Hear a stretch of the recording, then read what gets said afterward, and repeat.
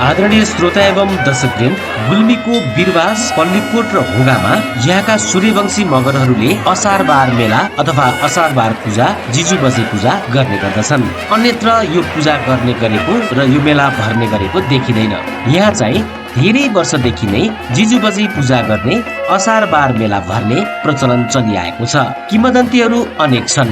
सूर्यवंशी मगरहरूले जेठी माइली र कान्छी जिजु बजैहरूको पूजा असार शुक्ल प्रतिपदाका दिन गर्ने गर्छन्। यस विषयमा हामीले आज स्थानीय समाजसेवी रुखबहादुर राकसकोटीसँग जानकारी लिएका छौँ। सूर्यवंशीको छोरी हो तीन बहिनी भएको हाम्रो पुरानाले भनेको हामीले काल्पनिक त हो, हामीले पनि अब त्यसैमा आधार मानेर बुढाहरूले हामीभन्दा पहिला बुजुर्गहरूले भनेको बिरवासमा सूर्यवंशीको छोरी हो तीन बहिनीमा अब घरमा घाँसका कोही कामधाम नगर्ने, घाँस काट्न पनि नजाने, तर घर बसिरहने। त्यस कारणले गर्दाखेरि उहाँहरूको जो आमा बाउले उहाँहरूले के गर्दो रहेछन् त, यिनीहरूले घरमा काम पनि गर्दैन, के गर्ने चन्द्र भनेर फेरि घाँस काट्नु बाहनामा गए बाआमा फेरि फर्केर आएर हाम्रो छोरीले के गर्दै रहेछन् त भनेर फर्केर आइसकेपछि तीन बहिनी नाचेको देख्नुभएछ।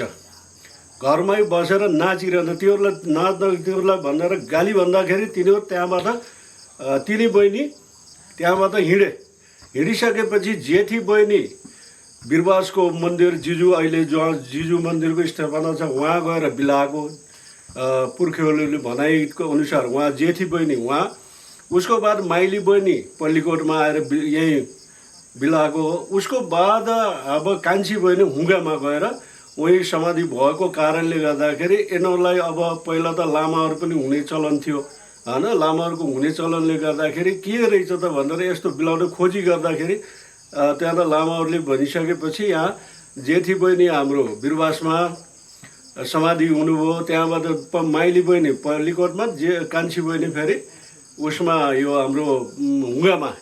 त्यस कारणले हामीले जेठी जिजु बिरवासलाई मान्छौँ, माइली जिजु हाम्रो पल्लीकोटलाई मान्छौँ, कान्छी जिजु हामीले उसमा हुगालाई मान्छौँ। त्यस कारणले गर्दाखेरि हाम्रो जेठी जिजुका जति पनि त्यहाँको समिति हुनुहुन्छ उहाँहरूले निर्धारित गर्नुहुन्छ कहिले असार बाह्र मान्ने हो भनेर उहाँहरूले तिथि मिति बनाएर तोकेपछि जे हामीले पनि उहाँहरूको अनुसारै हामीले फेरि यहाँ पूजापाठ गरिन्छ। किनभने हुगाले पनि त्यही उहीँको निर्णय मान्छ, हामीले पल्लीकोटले उहीँको निर्णय मानेर हामीले एकै दिन फेरि यो तिनटै उसमा बिरवास पल्लीकोट हुगामा एकै दिन पूजा सञ्चालन हुन्छ। त्यस कारणले हाम्रो मगरहरूको छोरीको भएको कारणले उहाँहरूले जब के त गर्ने त्योलाई समाधान भनेपछि हामीलाई कालो लोकल सुँगुरको पूजा गर्नुपर्छ भनेपछि त्यहाँबाट हामीले त्यो सुँगुर पनि पूजा गर्छ। एउटा भाले, एउटा कुखुराको भाले र एउटा कुखुरा पोठी प्लस सुँगुर पूजा गर्ने हाम्रो चलन छ। परम्परादेखि चाहिँ अहिलेसम्म पनि हामीले त्यही असार बाह्रलाई मानेर तिनटै वारले हामीले पूजा गर्छौँ। यो असार बार र जिजु बजै पूजामा के अन्तर छ? फरक भन्दा पनि हामीले असार बाह्रलाई पूजा दिनुपर्छ भनेर अब पहिलाका जिजुहरूले हाम्रो पुर्खाहरूले गरिरहेको त्यसै चलनमा हामीले पनि, अथवा चाहिँ त्यो असार बार भनेको एउटा पर्वको नाम दिएको, पर्वकै जस्तै उनीहरूले तिथि मिलाएर असार बाह्रमा जिजुको पूजा गर्नुपर्छ भनेर पहिल्यैबाट जो आएको कारणले हामीले त्यसलाई पनि अब निरन्तरता दिइरहेको देखिन्छ। उसको बाद हाम्रो पास पहिला यहाँ यो पाख्रीको फेडमा हामीले पुजारिन्छ सुँगुर, अब यो यहाँ पुजारिन्छ कुखुराको भाले पुजारिन्छ होइन। अब कसैले फेरि पारी जिजुलाई जान भयो यहीँ पूजा गर्छौँ भने पनि हामीले फेरि यो मेलको बुट्टामा गराइएछ। उसको बाद फेरि नबोलिकन यसको सिस्टम के छ भने हामीले एउटा ठुलो पन्धारामा एउटा भाले पुजार्न जगाइन्छ। अब त्यहाँ कसैसित पनि बोल्ने होइन, अब पुजेरी लगेर उहीँ गएर उहाँ पुजारेर आइन्छ। और उस एउटा फेरि यतापट्टि पुजारिन्छ गर्दाखेरि हामीले 3-4 कुखुराहरू पनि पुजारिन्छ। अरू यहाँका जुन हाम्रो समाजले पनि यहाँ असार बाह्र मान्यो भने यो भेगका हाम्रो पल्लीकोटका भेगका तलबाट पनि आएर पूजा गर्ने चलन छ। पहिला पहिला त सुँगुरहरूको घरमा पनि व्यापक हुन्थ्यो र तकरिबन सुँगुर पनि अब मेढोमा ल्याउँथे, भक्कल हुन्थ्यो पूजा गर्ने, जिजु मन्दिरलाई भनेर जिजु बजेलाई पूजा गर्ने सुँगुर पनि ल्याउँथे।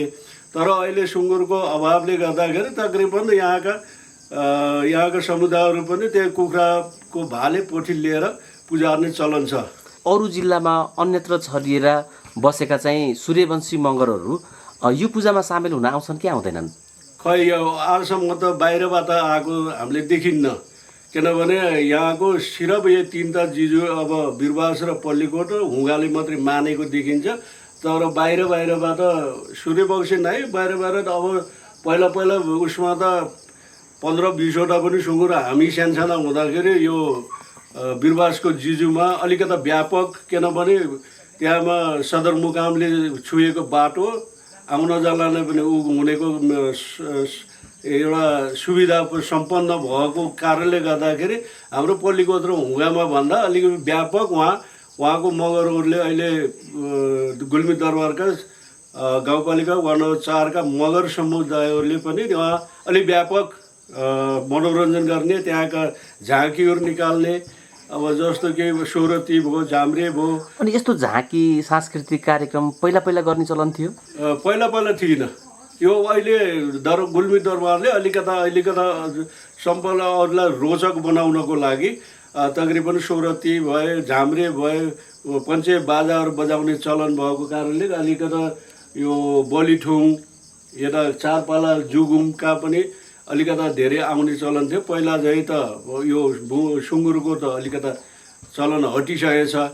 एउटा के हो भने उसको मूल सबैको समितिको एउटा मूल सुँगुर हुन्छ, उसको बाद त्यसलाई पूजा गरिसकेपछि पहिला उसको बाद फेरि अरूको मेढहरू पूजा गर्ने चलन छ।